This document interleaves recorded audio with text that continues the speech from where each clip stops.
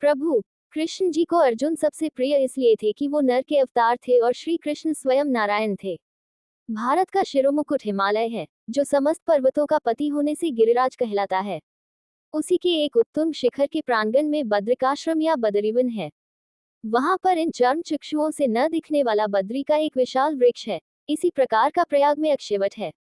बद्री वृक्ष में लक्ष्मी का वास है, इसीलिए लक्ष्मीपति को ये दिव्य वृक्ष अत्यंत प्रिय है। उसकी सुखद शीतल छाया में भगवान ऋषि मुनियों के साथ सदा तपस्या में निरत रहते हैं। बद्री वृक्ष के कारण ही यह क्षेत्र बद्री क्षेत्र कहलाता है और नर नारायण का निवास स्थान होने से इसे नर नारायण या नारायणाश्रम भी कहते हैं। सृष्टि के आदि में भगवान ब्रह्मा ने अपने मन से 10 पुत्र उत्पन्न किए। ये संकल्प से ही अयोनिज उत्पन्न हुए थे, इसलिए ब्रह्मा के मानस पुत्र कहलाए।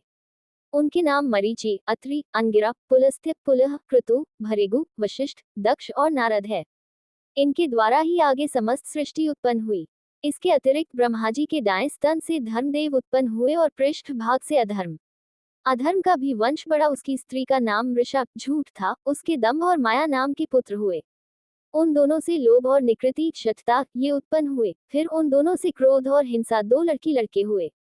क्रोध और हिंसा के कलह और दुरक्ति हुए। उनके भय और मृत्यु हुए तथा भय मृत्यु से यातना, दुख और निरय नरक ये हुए। ये सब अधर्म की संतति है। दुर्जन प्रथम बंदे सज्जन तदनंतरम। इस न्याय से अधर्म की वंशावली के बाद अब धर्म की संतति ब्रह्मा जी के पुत्र दक्ष प्रजापति का विवाह मनुपुत्री प्रसूति से हुआ। प्रसूति में दक्ष प्रजापति ने 16 कन्याएं उत्पन्न की। उनमें से 13 का विवाह धर्म के साथ किया। एक कन्या अग्नि को दी, एक पितृगण को, एक भगवान शिव को।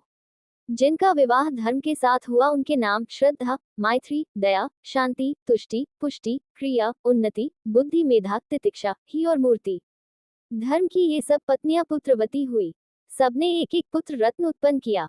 जैसे श्रद्धा ने शुभ को उत्पन्न किया, मैनी ने प्रसाद को, दया ने अभय को, शांति ने सुख को, तुष्टि ने मोद को, पुष्टि ने अहंकार को, क्रिया ने योग को, उन्नति ने दर्प को, बुद्धि ने अर्थ को, मेधा ने स्मृति को, तितिक्षा ने क्षेम को और ही लज्जात ने प्रश्रय विनय को और सबसे छोटी मूर्ति देवी ने भगवान नर नारायण को उत्पन्न किया।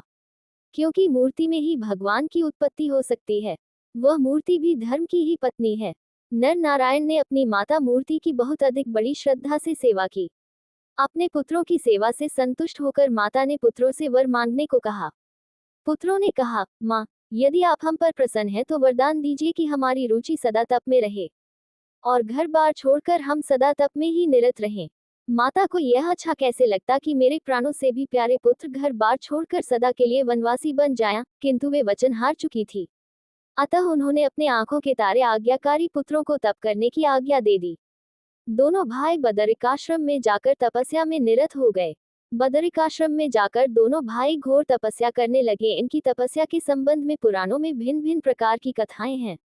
श्रीमद्भागवत में कई स्थानों पर भगवान नर नारायण का उल्लेख है।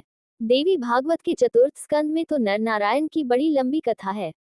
नर और नारायण भगवान शिव को प्रसन्न करने के लिए केदारखंड में उस स्थान पर तपस्या करने लगे जहां पर आज बद्रीनाथ धाम है।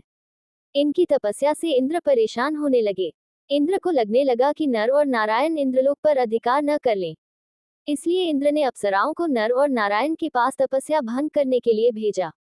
उन्होंने जाकर भगवान नर नारायण को अपनी नाना प्रकार की कलाओं के द्वारा तपस्या भंग करने का प्रयास किया, किंतु उनके ऊपर कामदेव तथा उसके सहयोगियों का कोई प्रभाव न पड़ा। कामदेव, वसंत तथा अप्सराएं शाप के भय से थर थर कांपने लगे। उनकी ये दशा देखकर भगवान नर और नारायण ने कहा, तुम लोग मत डरो, हम प्रेम और प्रसन्नता से तुम लोगों का स्वागत करते हैं। भगवान नर और नारायण की अभय देने वाली वाणी को सुनकर काम अपने सहयोगियों के साथ अत्यंत लज्जित हुआ। उसने उनकी स्तुति करते हुए कहा, प्रभो, आप निर्विकार परम तत्व हैं। बड़े बड़े आत्मज्ञानी पुरुष आपके चरण कमलों की सेवा के प्रभाव से काम विजयी हो जाते हैं। हमारे ऊपर आप अपनी कृपा दृष्टि सदैव बनाए रखें। हमारी आपसे यही प्रार्थना है। आप देवादिदेव विष्णु हैं। कामदेव की स्तुति सुनकर भगवान नर नारायण प्रसन्न हुए और उन्होंने अपनी योगमाया के द्वारा एक अद्भुत लीला दिखाई। सभी लोगों ने देखा कि 16,000 सुंदर सुंदर नारियां नर और नारायण की सेवा कर रही हैं। फिर नारायण ने इंद्र की अप्सराओं से भी सुंदर अप्सरा को अपनी जंघा से उत्पन्न कर दिया। उर्व से उत्पन्न होने के कारण इस अप्सरा का नाम उर्वशी रखा। नारायण ने इस अप्सरा को इंद्र को भेंट कर दिया। उन 16,000 कन्याओं ने नारायण से विवाह की इच्छा जाहिर की। तब नारायण ने उन्हें कहा कि द्वापर में मेरा कृष्ण अवतार होगा, तब तक प्रतीक्षा करने को कहा। उनकी आज्ञा मानकर कामदेव ने अप्सराओं में सर्वश्रेष्ठ अप्सरा उर्वशी को लेकर स्वर्ग के लिए प्रस्थान किया। उसने देवसभा में जाकर भगवान नर और नारायण की अतुलित महिमा के बारे में सबसे कहा, जिसे सुनकर देवराज इंद्र को काफी पश्चाताप हुआ। केदार और बदरीवन में नर नारायण नाम ने घोर तपस्या की थी, इसलिए ये स्थान मूलतः इन दो ऋषियों का स्थान है। दोनों ने केदारनाथ में शिवलिंग और बदरिकाश्रम में विष्णु के विग्रह रूप की स्थापना की थी। केदारेश्वर ज्योतिर्लिंग की उत्पत्ति भगवान शिव की प्रार्थना करते हुए दोनों कहते हैं कि हे शिव, आप हमारी पूजा ग्रहण करें। नर और नारायण के पूजा आग्रह पर भगवान शिव स्वयं उस पार्थिव लिंग में आते हैं। इस तरह पार्थिव लिंग के पूजन में वक्त गुजरता जाता है। एक दिन भगवान शिव खुश होते हैं और नर व नारायण के सामने प्रकट होकर कहते हैं कि वो उनकी आराधना से बेहद खुश है, इसलिए वर मांगो। नर और नारायण कहते हैं, हे प्रभु, अगर आप प्रसन्न हैं तो लोक कल्याण के लिए कुछ कीजिए। भगवान शिव कहते हैं कि कहो, क्या कहना चाहते हो। इस पर नर और नारायण कहते हैं कि जिस पार्थिव लिंग में हमने आपकी पूजा की है, उस लिंग में आप स्वयं निवास कीजिए, ताकि आपके दर्शन मात्र से लोगों का कष्ट दूर हो जाए। दोनों भाइयों के अनुरोध से भगवान शिव और प्रसन्न हो जाते हैं और केदारनाथ के इस तीर्थ में केदारेश्वर ज्योतिर्लिंग के रूप में निवास करने लगते हैं। इस तरह केदारेश्वर ज्योतिर्लिंग की उत्पत्ति होती है। महाभारत के अनुसार पाप से मुक्त होने के बाद केदारेश्वर में स्थित ज्योतिर्लिंग के आसपास मंदिर का निर्माण पांडवों ने अपने हाथ से किया था।